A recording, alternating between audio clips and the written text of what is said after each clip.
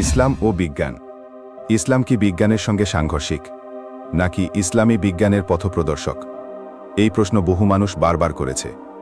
আজ আমরা জানব কিভাবে আধুনিক বিজ্ঞান ইসলামের শিক্ষার সঙ্গে মিলে যায়।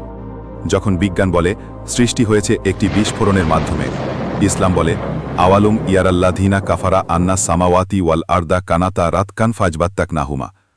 অর্থ, অবিশ্বাসীরা কি দেখেনি যে আকাশ ও পৃথিবী একসাথে যুক্ত ছিল, তারপর আমি তাদের পৃথক করলাম। বিজ্ঞান বলে ভ্রূণ বিকাশ হয় স্তরে স্তরে। ইসলাম বলে খালাকাল ইনসানা মিন নুতফাতিন ইদা তুমনা। সূরা তারিক। অর্থ, তিনি মানুষকে সৃষ্টি করেছেন এক স্খলিত বীর্য থেকে। বিজ্ঞান বলে জীবনের উৎপত্তি পানিতে।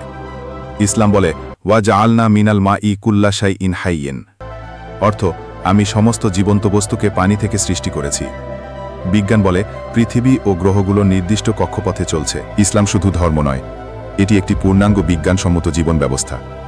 আধুনিক বিজ্ঞান প্রতিদিন প্রমাণ করছে আল্লাহর বাণী চিরন্তন। যারা আজও দ্বিধায় আছেন তাদের জন্য বলছি, ইসলাম গ্রহণ করুন, কারণ এটি যুক্তি, হৃদয় এবং মানবতার পরিপূর্ণ সমাধান। ইলমক্রাফট অফিসিয়াল।